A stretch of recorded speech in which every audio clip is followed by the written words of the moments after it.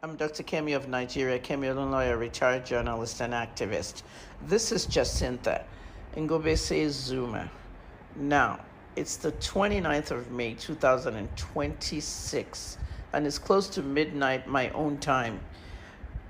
I want to talk about this lady and what's unfolding as we enter June on Monday.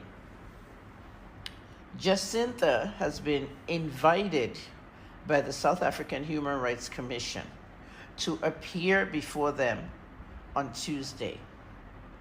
Now, she's asking South Africans to support her at the courthouse on that day. What I suggest should happen on that day is South African police should have a mode of organization, crowd control, and security. This lady is your voice in South Africa. I am a Nigerian. I left Nigeria at 14 years old. I will be 62. I left Nigeria at a time when teachers were on strike, they didn't want to work, the government gave them hell, and we had a lot of money. Our country has always been stingy to the people. And if you have a little bit of money, you sent your child to the UK to continue the education. From there, I went to the US at 19. Ended up 30 years in the United States, 5 years in Canada. Came back home, lived another 10 years in Nigeria, and left in 2022. Finally left again in 2022.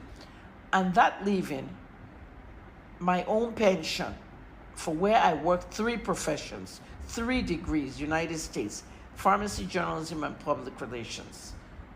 That's where my pension is. And that's where I'm going to get my money when I retire in a couple of years, as in pension retirement. I'm already retired from journalism. I'm a pharmacy consultant and I'm a PR consultant. There's a reason why I talk about myself, to explain to you how you can apply it to your lives. Jacinta Zuma is speaking about certain things that need to be handled now, because you guys in South Africa are going to end up like Nigeria. You're going to have all kinds of terror groups enter your country. We used to live in Nigeria as Nigerians. We have 500 porous borders. We had jihadists coming in from the east, northeast, northwest, and all the borders up there. We were not doing anything. These guys had 100 SIM cards per person. They had so many SIM cards. They were running cells, terrorist networks in the north, and killed thousands. Now they've moved to the south. They have kidnapped children in a school. 2 weeks in the forest now. Beheaded one teacher, shot the other. And they've picked another person they're going to execute next week. Listen to me, South Africans. You see what's going on? They said they couldn't come to the south. I told Nigerians in April, I gave a counter-terrorism report. Every day, I told Nigerians when there was going to be a terror attack before it happened. And people come out here calling me a prophetess. I'm not a prophetess. I didn't go to work as a prophetess. I went to work as a journalist for 32 years, an investigative journalist. I appeared on every single TV network in this world, CNN, Fox News, everyone, BBC, CTV, in 2009 and 2010 because of Nigeria's terror. We had to go register our SIM cards again with our fingerprints because terrorists had a lot of SIM cards.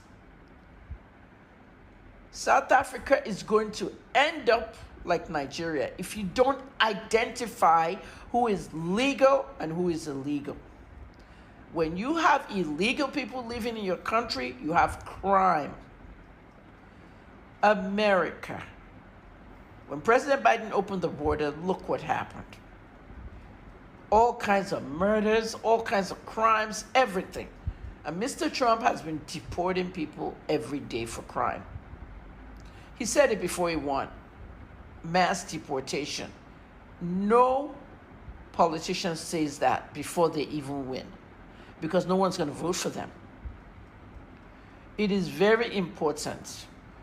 Those of you shouting Africa unity, the Pan-African days are gone. There is no pan anything. Africa can never unite. You have 54 countries, 54 mentalities.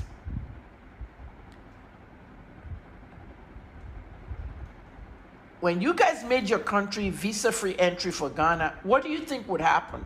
Ghanaians flooded your country. You need to gauge your immigration system. You need to reassess it. I've done enough videos in the last 2 weeks. President Ramaphosa, Julius Malema, everybody there, whether you're the ruling party or the opposition, do not let South Africa end up like Nigeria. We cannot control the insurgency and the insecurity. Jacinta is asking for support. And I think South Africans should go to that South African Human Rights Commission and support her. I've always said it, no one should support illegal immigration. President Ramaphosa needs to reassess immigration enforcement. Because the moment somebody enters your country, the wrong person enters your country through all those borders on the land, and they start dropping bombs. They've bombed Nigeria. They start shooting. They start kidnapping students. They've already started kidnapping kids in Ghana. Several kids were kidnapped in Ghana and taken to Nigeria by kidnappers, by terrorists. Nigerians in Ghana kidnapping children, Ghanaians, and taking them to Nigeria. We've seen a lot of trafficking, human, drug, sex. You should go support this young lady here. And everybody should be able to witness this. Don't sit at home. Say you're going to watch it on SABC or Times Live or read it somewhere. Go out to that courthouse and support her. You're getting this thing wrong. It's not xenophobia. This isn't xenophobia. This is a media narrative. The media formed that narrative, xenophobia, especially the Nigerian media, the most useless media in the world. This is the reason why we independent journalists fled Nigeria. Some people fled for their lives. Other people left voluntary. I'm done in journalism and I left. I cannot work in a place where the truth is hidden and people hate the truth. This woman is brave. And she's standing up for South Africa. Nelson Mandela would be proud of her. I do not care what you say. I have lost my voice this week, having a cold and everything, but I'm still making this video tonight. Go out there on Tuesday and support Jacinta. We are activists. We are journalists. A lot of us out here are watching. And I'm talking for everybody. Many of the Nigerian journalists in the United States running all their media outlets there. When President Buhari was alive, he blocked some of their media outlets. People's Gazette is one of them. He blocked it. He asked MTN, Airtel, everybody to block so that Nigerians will read their news. This is how much they suppress news. Ask the ordinary Nigerian why they came to South Africa. Not everybody is bad. But a lot of crime is coming into your country. If you don't get a hold of your country now, it will be destroyed.